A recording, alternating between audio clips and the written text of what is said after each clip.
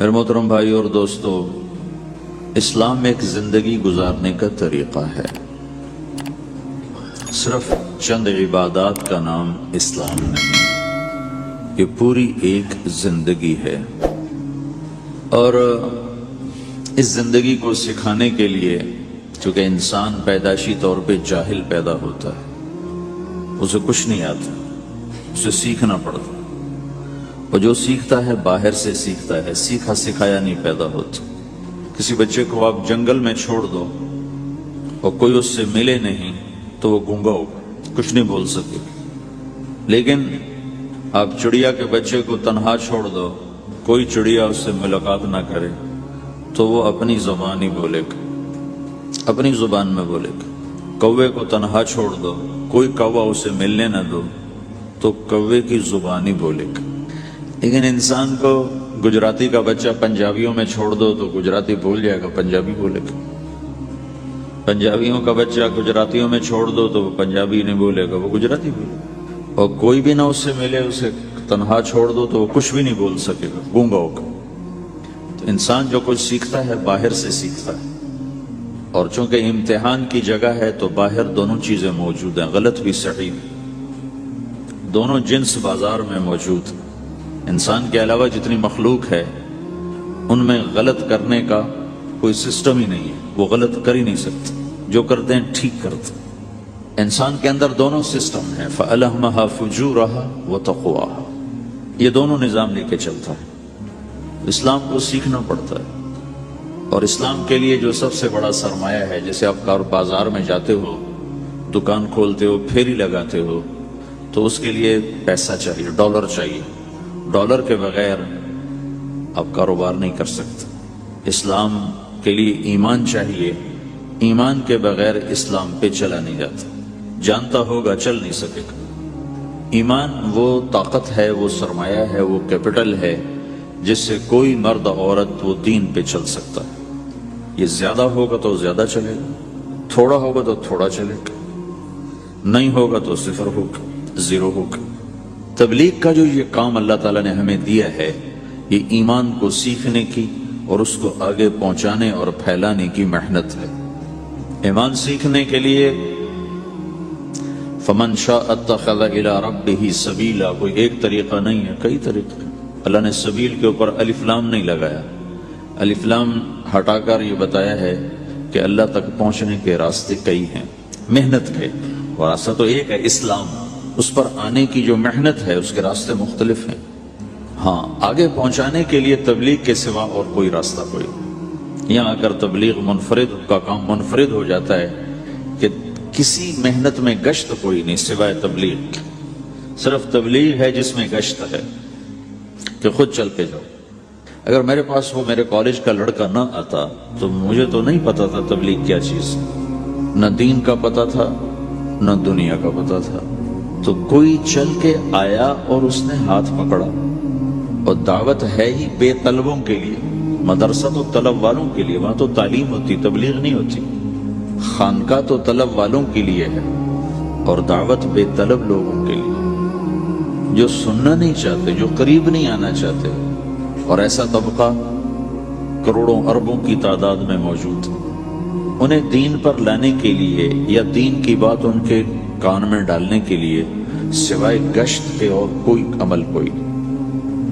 میں پشاور گیا تو جماعت میں انہوں نے کہا جی یہاں ایک وکیل صاحب ہیں، تبلیغ والوں کو بہت گالیاں دیتے ہیں، شکل دیکھتے ہی گالیاں دینا شروع کرتے ہیں آپ کے علاقے کے، آپ کے علاقے کے۔ میں کہا اچھا ملاؤ۔ پشاور میں رہتا تھا، وکالت کرتا تھا، میرے علاقے کا میاں چنو ایک چھوٹا سا ٹاؤن ہے وہاں کا تھا، میں اس کے قریب تلمبا ایک چھوٹا سا ٹاؤن ہے وہاں۔ تو جب ہم ان کے دروازے پر گئے اور نوک کیا تو دروازہ کھلتے انہوں نے وہی کام شروع کر دیا، دیکھتے ہی۔ اور کہا میں نے تمہیں کتنی دفعہ کہا ہے، وہ جو مقامی، کہ تبلیغ والوں کو میرے دروازے پر مت لایا کرو۔ تو اب بتاؤ، میں اگر یہ تبلیغ کے رگڑے نہ لگے ہوتے تو میں تو دو تھپڑ اس کے منہ پہ مارتا، یا مفتی صاحب کی طرف فتویٰ سناتا تو اسلام سے خارج ہو گیا ہے، توبہ کر۔ میں نے اس سے کہا بھائی میں تو تبلیغی بن کے آپ کے پاس نہیں آیا، میں تو اس لیے آیا ہوں کہ مجھے پتہ چلا کہ آپ میاں چنو کے ہیں اور میں تو لمبے کا ہوں، تو میں تو اس لیے آپ کو ملنے آؤں۔ تو ایسے ہوا، اچھا اب تو لمبے کے ہو؟ میں نے کہا تو لمبے کے کہو، اچھا اچھا اچھا، بڑی مہربانی، فرمائیے۔ میں نے کہا فرمائیے ایسے تو نہیں ہوگا، گھر بٹھاؤ پھر فرمائیے ہوگا۔ تو اس نے دروازہ کھولا، ہمیں بٹھایا، میں نے کوئی تبلیغ کی بات نہیں کی، چائے وائے پلائی۔ تو میرے والد صاحب اپنے علاقے کے مشہور آدمی تھے، تو جب میں نے اپنا تعارف کرایا تو وہ اور خوش ہو گیا، کہا تو آپ کے باپ کا الیکشن تو میں نے لڑا ہے، ان کے لیے ووٹ مانگنا۔ تو ایسا خوش ہو گیا، کھل گیا، چائے پلائی، بات چیت ہوتی رہی۔ تو اٹھتے ہوئے میں نے کہا فلاں مسجد میں ہماری جماعت آئی ہوئی ہے، میں نے کہا چلو آپ کو بتا دوں۔ مغرب کے بیان میں وہ آیا ہوا تھا، پھر جتنے دن میں وہاں رہا وہ آتا رہا، میں واپس چلا گیا۔ بیچ میں کئی سال گزر گئے، لاہور کیولری گراؤنڈ ایک مشہور جگہ، وہاں میرا بیان تھا۔ جو کرکٹر آئے ہوئے تھے، ان کو ہم نیا سعید انور، انضمام، مشتاق، ان کو ہم قریب کر رہے تھے، اس وقت نئے ان کو قریب کر رہے تھے، تو یہ لوگ آئے ہوئے تھے۔ تو بیان کے بعد ان کو لے کر ہم ایک کمرے میں بیٹھے، اس کمرے کی دیوار شیشے کی تھی، تو لوگ اندر آنے کی کوشش کر رہے تھے، تو ان پہرے والے ان کو روک رہے تھے۔ تو اس میں سے ایک آدمی منہ اوپر کر کے میری طرف سے اشارہ کرے، تو میں نے دیکھا تو ایک آدمی کی بڑی داڑھی، اور وہ مجھے ایسے اشارہ کر رہا ہے، میں نے نہیں پہچانا۔ تھوڑی دیر کے بعد میں نے غور سے دیکھا تو وہ وہی وکیل صاحب پشاور والے، تو میں نے وہ ان کو اندر بلاؤ۔ وہ اندر آئے تو میں اٹھ کے ملا، کہنے لگے یہ دیکھو یہ تمہارا ایک گشت، میرا وقت بھی لگ چکا ہے، پتہ نہیں کہ چلا لگا ہے، یہ 3 چلے لگے ہیں۔ تو جو دیکھو نا، آپ میں سے کئی لوگ پھیری لگاتے ہیں، جس کو گجرات پھیری لگاتا ہوں، پھیری۔ میں پہلے سمجھا ہی نہیں، پھیری تو کہتے ہیں چھوٹے جہاز کو جو سمندر میں چلتا ہے، میں سمجھ یہ پھیری لگاتے ہیں، پھیری، اور وہ تو گجراتی میں پھیری کہتے ہیں پھیری کو۔ تو پہلے تو میں چکر کھاتا رہا کہ یہ کیا ہے پھیری، پھیری تو چھوٹے جہاز کو کہتے ہیں، چھوٹا بحری جہاز۔ تو پھر بعد میں کسی نے کہا کہ یہ چل پھر کے سودا بھیجا، اچھا پھیری کو پھیری ہے، تم خدا کو خدا کر دیتے ہو، خدا کا شکر۔ ایک تو خدا لفظ ہی میں نے پہلے کہا تھا بولنے کا نہیں ہے، ایک اس کو خدا کو خدا کر دیتے ہو، خدا کی قسم۔ تو تم پھیری لگاتے لگاتے گاہک بنا لیتے ہو، نہیں بناتے ہو؟ پھیری لگاتے لگاتے تم اپنے گاہک بنا لیتے ہو۔ یہی تبلیغ کا کام کہ پھیری لگاؤ، لوگوں کے در کھٹکھٹاؤ، کوئی لے گا کوئی نہیں لے گا۔ جو آپ لوگ پھیری لگاتے ہو تو سارے آپ سے سودا لیتے ہیں؟ نہیں لیتے، کوئی لیتا ہے کوئی نہیں لیتا، لیکن آپ جاتے رہتے ہو، آہستہ آہستہ آپ اپنا اتنا کام کر لیتے ہو کہ آپ کی روٹی چل جاتی۔ تو سارے نبیوں نے پھیرا لگایا، کوئی نبی گھر نہیں بیٹھا کہ میرے پاس کوئی آئے گا تو اسے سکھاؤں گا، ہر نبی نے پھیرا لگایا۔ اور داؤد علیہ السلام نے ایک دفعہ یہ کیا، ایک بڑا عبادت خانہ بنایا اور اس کی دیواریں اونچی کر دی، اتنی اونچی کہ اندر کوئی جا نہ سکے، اور یہ طے کیا کہ ہفتے میں ایک دن میں کسی سے نہیں ملوں گا، صرف اللہ اللہ کروں گا، ہفتے میں ایک دن۔ تو وہ پہلا دن تھا، اندر سے تالا لگا دیا اور خود اندر بیٹھ گئے، اور پہلا دن ہے کہ میں آج کسی سے نہیں ملوں گا۔ تو میرے رب کو یہ بات پسند نہیں آئی کہ نبی کا کام کٹ کے بیٹھنا نہیں ہے، لوگوں میں جانا ہے۔ تو اللہ تعالیٰ نے انسانی شکل میں 2 فرشتے اندر اتار دیے، اذ تصوروا المحراب ففزع منهم قال لا تخف خصمان بغى بعضنا على بعض فاحكم بيننا۔ کہا جی حضرت ہمارا جھگڑا ہو گیا ہے، ہم آپ سے فیصلہ کروانے آئے۔ تو داؤد علیہ السلام ڈر گئے کہ دروازہ بند ہے، یہ آئے کہاں سے؟ دیوار اتنی اونچی ہے کہ اس کے اوپر سے چھلانگ لگا کے بھی اندر نہیں آ سکتے، تو یہ کون ہے، آئی کہاں سے؟ دروازے کو دیکھیں تالا لگا ہوا ہے، دیوار کو دیکھیں اتنی اونچی ہے، تو کون چھلانگ لگا کے اندر آئے گا؟ تو ڈر گئے۔ تو کہنے لگے جی آپ ڈرے نہیں، ہمارا جھگڑا ہو گیا۔ کہ کیا جھگڑا ہے؟ کیا جھگڑا ہے؟ کہ ان ھذا اخی له 99 نعجة ولي نعجة واحدة فقال اكفلنيها وعزني في الخطاب۔ یہ میرا بھائی ہے، اس کے پاس 99 بکریاں ہیں، بھیڑیں، 99 بھیڑ ہے، اور میرے پاس ایک ہے۔ یہ مجھے کہتا ہے ایک بھی مجھے دے دے، میری 100 پوری ہو جائے۔ تو آپ بتاؤ یہ غلط کر رہا ہے کہ ٹھیک کر رہا ہے؟ اب یہ فیصلہ تو آپ چھوٹے سے بچے سے بھی کروا سکتے ہو، نہیں؟ یہ تو لطیفہ سا بن گیا۔ दाऊद अलैहिस्सलाम का लतीफा बन गया कि एक आदमी कहता जी मेरे पास 99 है, तेरे पास 1 है, तो 1 मुझे दे दे, मेरी 100 हो जाए। तो दाऊद अलैहिस्सलाम सोच में पड़ गए, ये चक्कर क्या है। तो एकदम उनको ख्याल आया, जैसे मेरे रब ने मुझे पैगाम भेजा है कि दाऊद तुझे बंदों को दावत देने के लिए भेजा है, मुसल्ले पर बैठने के लिए नहीं भेजा। हाँ, मुसल्ले पर बैठना है, उसके लिए रात है। कुमिल लैला इल्ला कलीला निस्फहु अव इनकुस मिन्हु कलीला औ ज़िद अलैहि वरत्तिलिल कुरआन तरतीला। चल वमिनल लैलि फतहज्जद बिही नाफिलतन लक असा अन यबअसक रब्बुक मकामन महमूदा। रात है, आ जाओ। इन्ना नाशियतल लैलि हिया अशद्दु वतअन व अक़वमु क़ीला। आजा आजा, रात बड़ी मजे की चीज है, तू और मैं तन्हा। फ़इज़ा फ़रग़त फ़ंसब व इला रब्बिक फ़रग़ब। आ जाओ। ततजाफ़ा जुनूबुहुम अनिल मदाजिअ यदऊन रब्बहुम ख़ौफ़न व तमअन व मिम्मा रज़क़नाहुम युनफ़िक़ून। रात तेरी मेरी, दिन मेरे बंदों के लिए। नहीं बैठ सकता, तस्बीह पकड़ के नहीं बैठ सकते हो। तो इस पर दाऊद अलैहिस्सलाम सजदे में गिरे। आयत सजदा है इसलिए मैं नहीं पढ़ता हूँ। सजदे में गिरे और कहा या अल्लाह माफ़ी कर, या अल्लाह माफ़ कर दे, या अल्लाह माफ़ कर दे। मैंने दरवाजे बंद कर लिए, हालांकि ये मेरे मनसब के खिलाफ था। इस पर अल्लाह से माफ़ी मांगी। तो चल के जाना नबियों की सिफत है, यही हमारी सिफत है। इस उम्मत को ये काम दिया गया कि ये औरों के पास जाके अपना सौदा पेश कर, अपनों को भी संभाले और गैरों तक भी पहुंचे। नहीं सुनते फिर जाओ, नहीं सुनते फिर जाओ, क्योंकि दिलों का फेरना अल्लाह के हाथ में है। तेरे ज़िम्मे आवाज लगाना है। अल्लाह ताला ने तकसीम कर दी।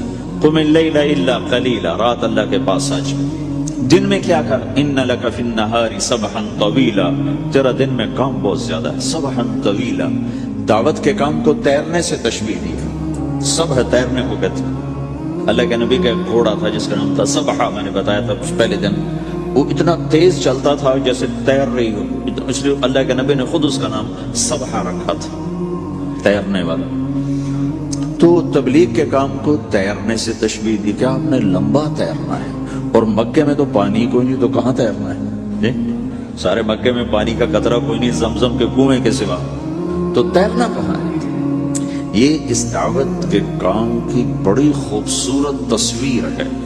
सबहन तवीला, हालांकि अल्लाह फरमाता है इन्ना लका फिन नहार शुगलन तवीला अमलन अज़ीमा जुहदन तवीला, लेकिन सबहन तवीला, जो आदमी चल रहा होता है अगर वो बैठ जाए तो कोई नुकसान तो कोई नहीं। गाड़ी चला रहा है, कहीं गाड़ी रोक ले तो कोई नुकसान तो कोई नहीं, थोड़ी देर से पहुंच जाएगा। कहीं गाड़ी खड़ी करके कॉफी पीने लग गया तो कोई मसला तो कोई नहीं है, आधा घंटा देर से घर पहुंच जाएगा। तैरने वाला पानी में उतर गया, अभी ये रुक सकता है? क्यों भाई? अगर ये कॉफी पीने का इरादा करे तो कहां जाएगा? तो मछली के पेट में जाएगा। पानी में उतरने के बाद इख्तियार खत्म है, अब तैरना है। कहां तक? दूसरा किनारा जब तक हाथ में नहीं आता तैरना है। सबहन तवीला, जब तक आखिरत का किनारा हाथ में नहीं आता। ऐ मेरे नबी, तुझे दावत का काम करते ही रहना है, करते ही रहना है, करते ही रहना है, तेरी छुट्टी कोई नहीं। सबहन में ये इशारा था कि छुट्टी कोई नहीं, ये मौत तक का काम है। वअबुद रब्बक हत्ता यातियकल यकीन।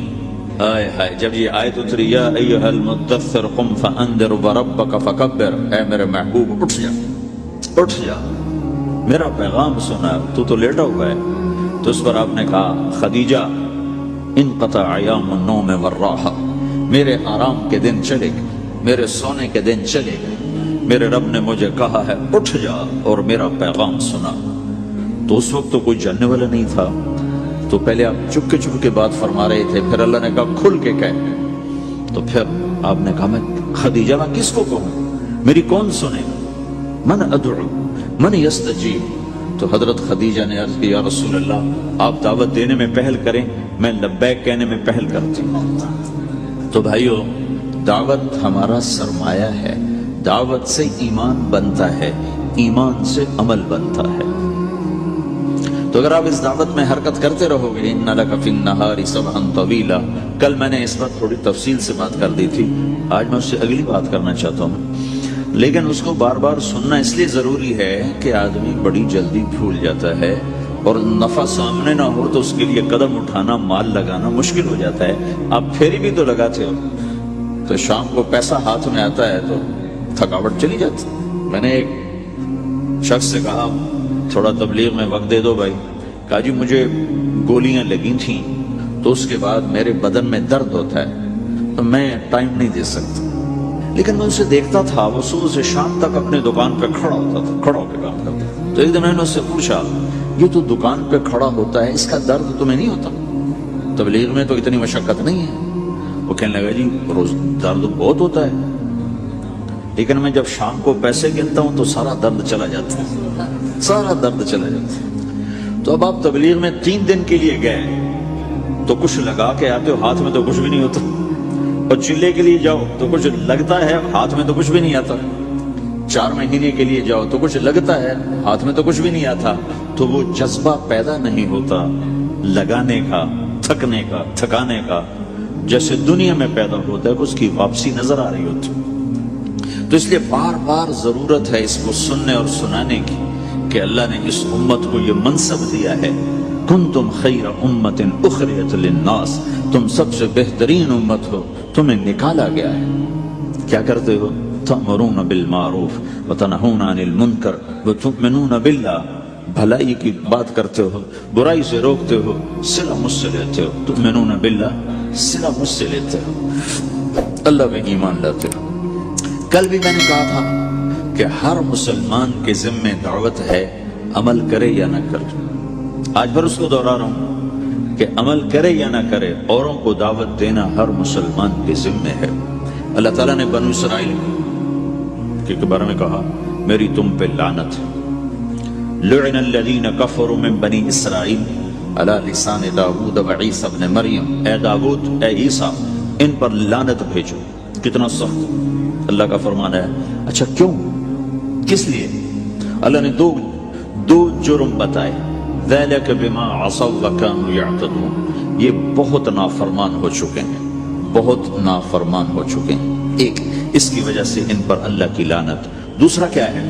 کانوا لا یتناہون عن منکر فعلوہ، جو گناہ خود کر رہے ہوتے ہیں اس سے اوروں کو نہیں روکتے. کانوا لا یتناہون، نہیں روکتے تھے، عن منکر، اس گناہ سے، فعلوہ، جسے وہ خود کر رہے ہوتے تھے. تو اس سے پتہ چلا کہ اگر کوئی نافرمانی بھی کر رہا ہے تو کسی کو اگر دیکھتا ہے نافرمانی کرتے تو اسے سمجھانا اس کے ذمہ ہے. اللہ یوں کہہ رہا ہے کہ کم وقت خود تو برائی کر رہا تھا تو کسی کو روکتا تو صحیح. دونوں ہی کام نہیں کیے، نہ خود چھوڑا نہ کسی اور کو روکا. تو بھائیو، حرکت کرتے رہنا، اس حرکت میں بڑی طاقت ہے. ساری کائنات حرکت میں، اگر رک جائے تو دبائی. زمین حرکت کر رہی ہے، سورج حرکت کر رہا ہے، چاند ستارے، ہر شے حرکت میں. تمہاری زمین 66,000 کلومیٹر فی گھنٹہ کی رفتار سے روزانہ بھاگی جا رہی. پتہ چلا کہ پاناما بمے دونوں سمندروں کے 66,000 کلومیٹر فی گھنٹہ کی رفتار سے دوڑا جا رہا ہے. تمہارا سورج 6 لاکھ میل 9 لاکھ کلومیٹر فی گھنٹہ کی رفتار سے دوڑتا جا رہا ہے. حرکت کے ساتھ زندگی ہے، حرکت ختم ہوگی زندگی ختم ہو جائے گی. اب لوگوں نے حرکت کی، اپنے ملکوں کو چھوڑ کر آئے. اللہ نے آپ کو روزگار دے دیا، باعزت روزگار دے دیا. تو بھائیو، اللہ کے دین کے لیے حرکت کرتے رہنا، عمل بھی آ جائے گا انشاءاللہ. ایک دن دیکھو گے زندگی بدلے گی. ہمارے بزرگ تھے، ساتھی فوت ہو گئے، تو ان کا بیٹا PI میں کیپٹن تھا، جہاز اڑاتا تھا. تو انہوں نے کہا بیٹا نماز پڑھ لیا کر. کہا ابا فرصت نہیں ملتی، بہت کام ہوتے. کہا اچھا چلو نماز کے وقت ایک آدمی کو دعوت دے دیا کر. 5 نمازیں ہیں، 5 دفعہ دعوت دے دیا کر. وہ کہنے لگا میں دعوت دوں؟ خود تو میں پڑھتا نہیں، دوسرے کو کیسے دعوت دوں؟ کہا بیٹا ایک تو میری مان لے، نماز کا انکار کیا ہے تو یہ تو مان لے کہ چلو کسی کو کہہ دیا کر کے بھائی نماز پڑھا کرو. کہا چلو یہ تو آسان ہے، میں کہہ دوں گا. تو اس نے اپنے ابا کی بات مان لی. ہر نماز پہ 1-2 کو کہہ دیتا بھائی نماز پڑھا کرو. اس کے والد فوج میں جرنیل تھے، یہ کیپٹن تھا. دونوں کی ملاقات نہیں ہوئی. 6 مہینے بعد باپ بیٹا کی ملاقات ہوئی تو دیکھا تو کپتان صاحب کی داڑھی بھی اور ماتھے پہ محراب بھی. میں نے کہا بیٹا یہ کیا ہوا؟ کہا آپ نے مجھے پھنسا دیا. وہ جب میں لوگوں کو کہتا رہا تو میرے اپنے اوپر اثر ہونا شروع ہو گیا کہ میں اپنے آپ کو ملامت کرنے لگا کہ اوروں کو تو کہہ رہا ہے، خود تو پڑھتا نہیں، کہ اس نے مجھے کھڑا کیا اور میں نماز پہ آیا۔ پھر ایک دن شیو کرنے لگا، شیشے میں کھڑا دیکھ رہا تھا، تو میں نے کہا جب اللہ کو سجدہ کر رہا ہوں تو چہرے پہ نبی کی سنت بھی ہونی چاہیے، تو میں نے سیفٹی بھی پھینک دی، میں داڑھی بھی رکھ لی۔ تو تبلیغ کا کام کرتے رہنا، ہم فرشتے نہیں بن سکتے۔ ایک دفعہ ایک آدمی نے میرے اوپر بڑی چڑھائی کی، تم تبلیغ والے منافق ہو، کہتے کچھ ہو کرتے کچھ ہو، تمہارے قول اور فعل میں بہت فرق ہے، بہت۔ جب ان کا غصہ اتر گیا تو میں نے ان سے کہا بھائی 100 نمبر تو اللہ نے بھی نہیں مانگے، آپ کیوں مانگتے ہو؟ اللہ نے کہا ہے فمن ثقلت موازینہ، جس کی نیکیاں بڑھ جائیں گی گناہ تھوڑے ہوں گے تو پاس کر دوں گے۔ تو 100 نمبر تو اللہ نے بھی نہیں کہا کہ ایک گناہ تیرے کھاتے میں نہیں ہونا چاہیے، 100/100 نمبر لے گا تو جنت دوں گا، نہیں تو ریپٹ مار کے جہنم میں ڈالوں گا۔ تو 100 نمبر تو اللہ بھی نہیں مانگتا، اسے پتا ہے میرا بندہ کمزور ہے، کبھی گناہ کرے گا کبھی نیکی کرے گا۔ تو وہ کہتا ہے جس کے پاس 51 نیکیاں ہوئیں اور 50 گناہ ہوئے تولوں گا تو 51 جھک جائیں گے نا، 50 معاف۔ مثال دے رہا ہوں، ہمارے علاقے میں ایک زمیندار تھے، وہ شکر بھی بہت کرتے تھے، گالیاں بھی بہت دیتے، ادھر سبحان اللہ تیرے فلانے الحمدللہ کے ساتھ ایک پھکڑ تولتے تھے، ساری زندگی وہ ایسا ہی کرتے رہے۔ جب وہ فوت ہو گئے تو کسی نے ان کو دیکھا تو انہوں نے پوچھا کہ میاں صاحب آپ کے ساتھ کیا ہوا، آپ تو گالیاں بہت دیتے تھے۔ خود ہی انہیں پوچھ رہے آپ تو گالیاں بہت دیتے تھے، تو آپ کے ساتھ کیا ہوا؟ کہ اللہ تعالیٰ نے میرے ذکر اور میری گالیوں کو تولا تو میرا ذکر بڑھ گیا تو میری بخشش ہو گئی۔ اللہ نے بھی کاؤنٹنگ رکھی ہے، پرفیکشن مانگی ہی نہیں۔ اگر اللہ پرفیکشن مانگتا تو پھر آپ کہتے تم کرتے کچھ ہو کہتے کچھ ہو۔ اگر میں کہتا صحیح ہوں تو ایک نیکی تو کر رہا ہوں، اور کرتا نہیں ہوں تو ایک گناہ کر رہا ہوں۔ کیا بتا میرا رب میرے کہنے کے تو فعل میرے نہ کرنے کو معاف کرتا۔ بس ایک صورت میں ہے کام خطرناک کہ اگر میں اس کہنے سننے کو اپنی دنیا بنانے کا ذریعہ بنا لوں پھر خطرناک ہے۔ تأمرون الناس بالبر وتنسون انفسکم وانتم تتلون الکتاب، وہ یہ آیت ہے۔ لیکن اگر میرے اندر اخلاص ہے تو پھر میں انسان ہوں، کبھی اچھا کروں گا کبھی برا کروں گا، لیکن میرے ذمہ سزا لگانا ہے۔ تو بھائیو اس تبلیغ کے کام کو کرتے رہنا، کرتے رہیں، اس سے ایمان بنتا ہے، ایمان سے دین وجود میں آتا ہے۔ دین کے 2 حصے ہیں، ایک عبادات ہے جس میں نماز سب سے اہم ہے، پھیری پہ ہو گھر پہ ہو نماز نہ چھوڑو۔ رمضان کے روزے ہیں، اللہ پھر رزق زیادہ دے دے، حج کرو زکوٰۃ دو، لیکن عبادات بڑی محدود ہیں اور اس میں کثرت اللہ نے مطالبہ بھی نہیں کیا، بلکہ اللہ تعالیٰ نے اس میں اعتدال ہی کو پسند فرمایا ہے۔ اللہ تعالیٰ نے اپنے ہمارے نبی لمبی لمبی نمازیں پڑھتے تھے تو اللہ تعالیٰ نے روک دیا کہ ما انزلنا علیک القرآن لتشقی، میرے نبی میں نے تمہیں قرآن اس لیے نہیں دیا کہ تو لمبی لمبی نمازیں پڑھ کے تھکتا رہے، درمیانہ چل درمیانہ چل۔ اللہ کے نبی نے تبلیغ میں زیادہ زور دکھایا تو اللہ نے اس پر بھی کہا فلا تذهب نفسك عليهم حسرات، اتنا غم نہ کیا کر کے تو خود ہی ہلاک ہو جائے، مت نہیں، ایسا نہ کر۔ تو عبادات محدود ہیں اور اس میں اعتدال مطلوب ہے۔ سارا دن مصلی پہ بیٹھنا یہ اللہ نہیں دیکھنا چاہتا، اللہ یہ دیکھنا چاہتا ہے کہ تو باہر جاتا کہ میں دیکھوں کہ اب تو کیا کرتا ہے۔ دوسرا حصہ اس کا اخلاقیات ہے، آپس کی معاشرت ہے۔ دین جو اثر انداز ہوتا ہے وہ معاشرت سے اثر انداز ہوتا ہے، عبادت سے نہیں، عبادات سے نہیں۔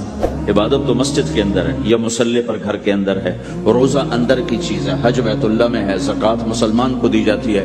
تو دنیا میں دین پھیلنے کے لیے اور اپنوں کو دین کے قریب کرنے کے لیے جو سب سے بڑا عمل ہے وہ بھائیو اچھے اخلاق ہے۔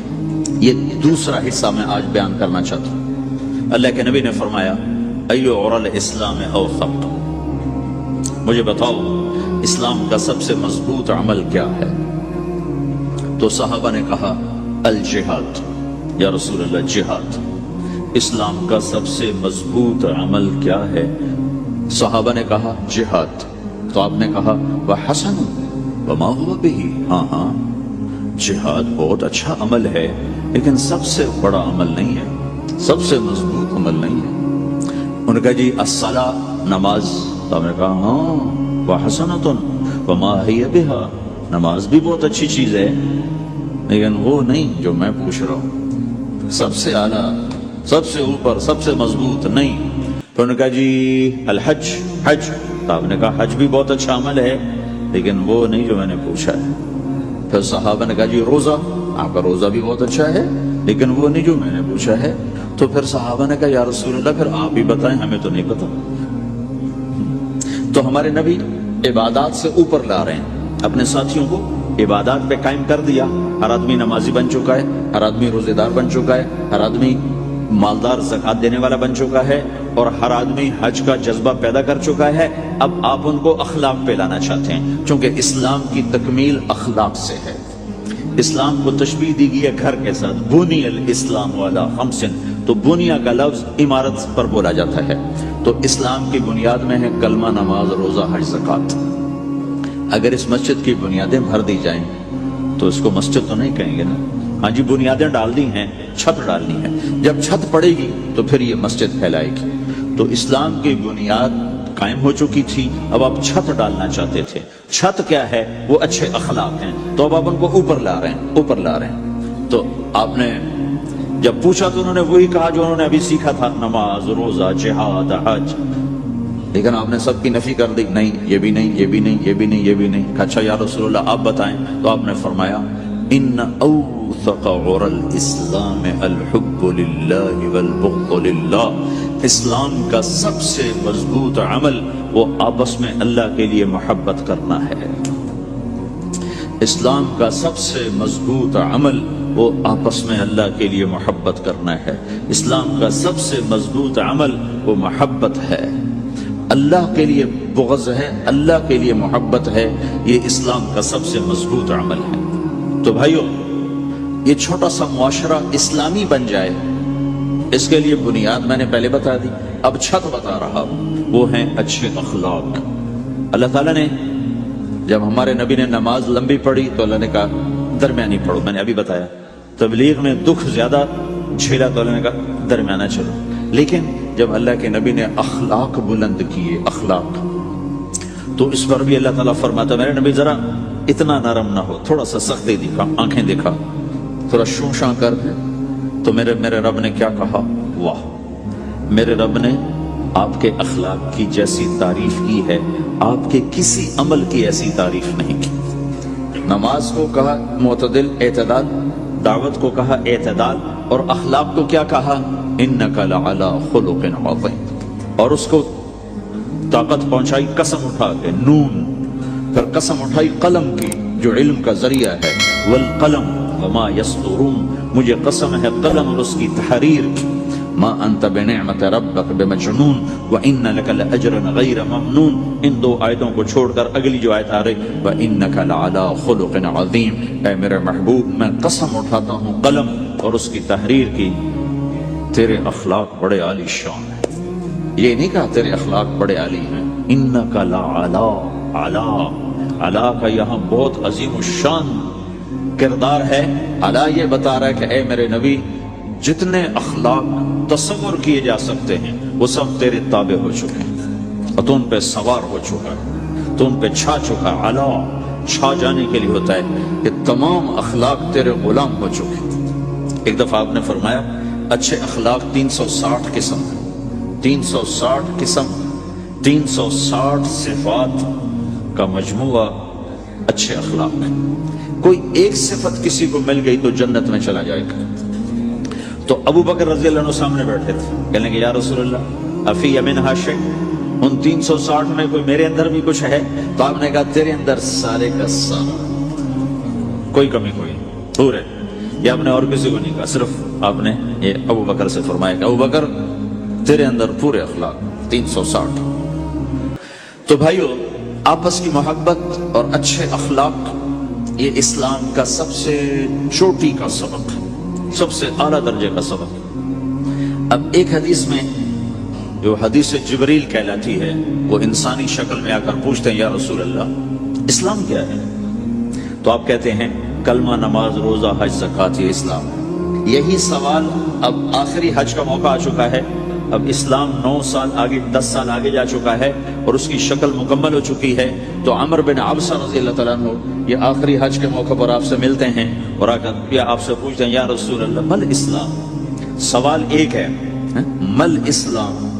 شروع میں مدینے کے داخلے کے شروع میں جبریل انسانی شکل میں آتے ہیں اور کہتے ہیں مل اسلام. اسلام کیا ہے؟ تو آپ کہتے ہیں کلمہ، نماز، روزہ، حج، زکوٰۃ.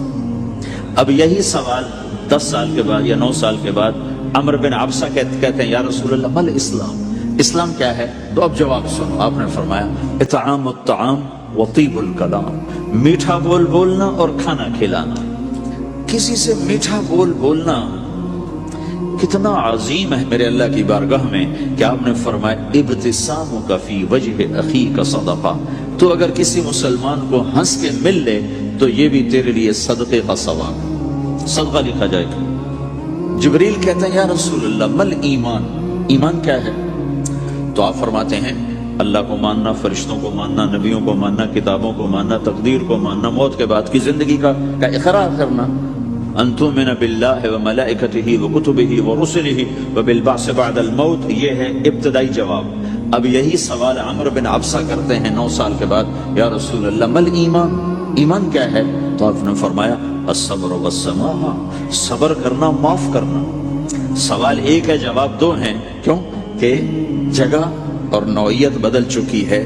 ابتدائے اسلام ہے تو عبادات بتائی جا رہی ہیں، انتہائی اسلام ہے تو اخلاق بتائے جا رہے ہیں کہ اے عمر ایمان کیا ہے؟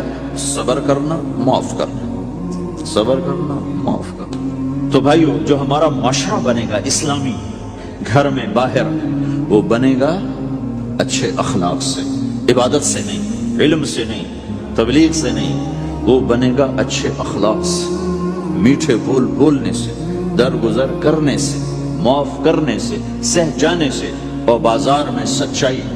بازار میں میٹھا بول نہیں، وہ تو ہر تاجر مسکرا کے ملتا ہے. ہاں وہ تو کاروبار ہے مسکرانا. سچا بول.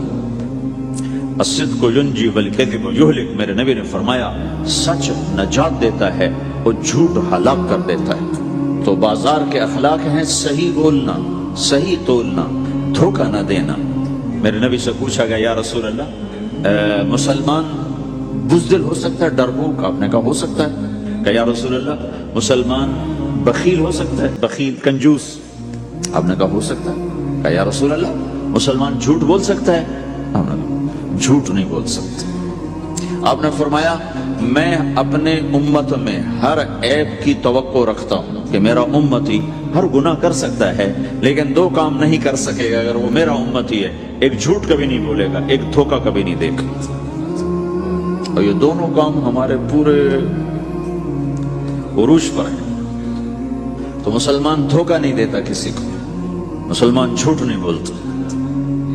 تو اللہ کے نبی نے یہ نہیں فرمایا جو نماز نہیں پڑھتا وہ میری امت میں سے نہیں، جو روزہ نہیں رکھتا میری امت میں سے نہیں، زکوٰۃ نہیں دیتا میری امت میں سے. یہ نہیں کہا. آپ نے کہا من غش فلیس منا. جس نے کسی کو دھوکہ دیا وہ میری امت میں سے نہیں، میری امت سے خارج. تو آپ کی تجارت پاناما میں ایسی تجارت ہو کہ وہ اسلام قبول تو ثبوت بن جائے. آپ کی جاب ہے تو ایسی ہو کہ پورا انڈونیشیا جو مسلمان ہوا ہے مسلمان تاجروں کی تجارت سے مسلمان ہو. ملائیشیا، انڈونیشیا، فلپائن، ان علاقوں میں جتنا اسلام پھیلا ہے یہ تاجروں کی محنت سے پھیلا. کہاں کے تاجر؟ یمن کے عرب تاجر. ان کے عالی اخلاق، ان کا سچا بول، ان کا صحیح ترازو، اس نے لوگوں کے قلوب کو پھیر دیا کہ یہ پیسے کا غلام نہیں ہے. تو ہماری تجارت اس لیے نہیں کہ ہم پیسہ بنائیں، ہماری تجارت اس لیے کہ ہم تجارت میں اللہ کے احکام زندہ کریں، جس میں سب سے بڑا حکم سچ بولنا ہے اور دھوکے سے بچنا ہے اور غلط کاروبار سے، غلط کام سے بچنا ہے. صرف ہم پیسہ نہیں کماتے، ہم اللہ کا امر دیکھتے ہیں کہ اگر میرے اللہ کے حکم کے مطابق ہے تو ٹھیک، اگر اس کے مطابق ہم چھوڑ دیں گے. تو بھائیو اپنے پہچان کرواؤ سچائی کے ساتھ، دیانت کے ساتھ، دھوکے سے بچتے ہوئے. ایک تاجر مجھے بڑے فخر سے بتا رہا، فیصل آباد کی بات، کہ میں صبح صبح قرآن پڑھ رہا تھا دکان میں بیٹھا ہوں، کپڑے کا تاجر. تو ایک گاہک آ گیا، کہا جی آپ قرآن پڑھ رہے ہو، بھلے آدمی لگتے ہو، تو میں نے بیٹی کے جہیز کے لیے کپڑا خریدنا ہے. تو میں نے کہا آپ سے خرید لیتا ہوں. تو وہ پھر ہنس کے کہنا جی میں نے جی 16 روپے میٹر والا کپڑا 48 روپے میٹر میں بیچ دیا. میں نے کہا واہ بھائی واہ، قرآن کی قیمت بڑی تھوڑی لگائی تھی. ہائے ہائے ہائے ہائے، اس کو شرم بھی نہیں آ رہی اس بات پر، احساس ہی کوئی نہیں کہ اس نے قرآن پڑھتے دیکھ کر اعتماد کیا اور اس نے قرآن سے ہی اس کو دھوکہ دیا کہ پورے بازار میں 16 روپے گز ہے وہ کپڑا، وہ 48 روپے اس کو بیچ رہا ہے. اگر ہو اپنے نبی کی بات سنو، آپ نے کہا سچا تاجر قیامت کے دن نبیوں کے ساتھ کھڑا کیا جائے گا. کیوں؟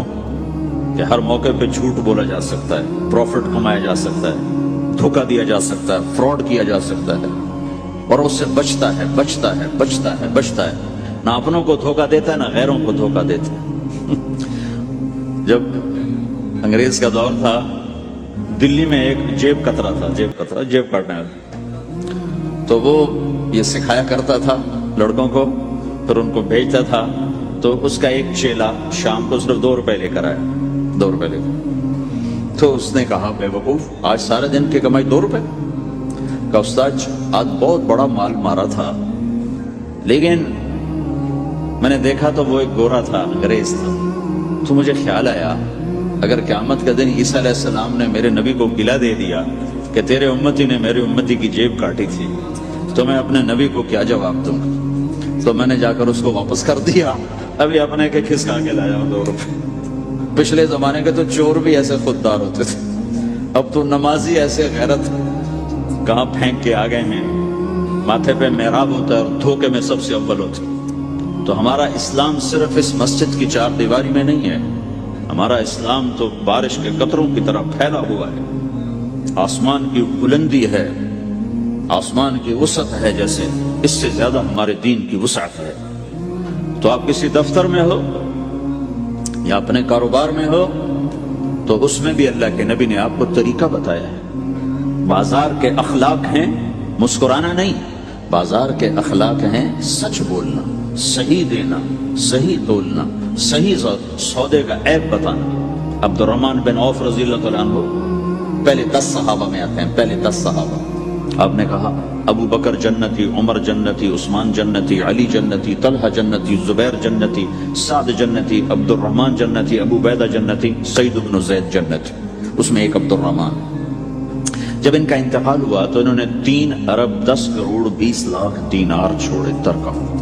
ہمیں تو بڑا بیوقوف بنایا گیا، کاغذ کو کرنسی بنا کے دے دی. کاغذ کرنسی تو سونا ہوتا ہے جی، کرنسی تو سونے اور چاندی کو کہتے ہیں، کاغذ کے ٹکڑے کو تو کرنسی نہیں کہتے.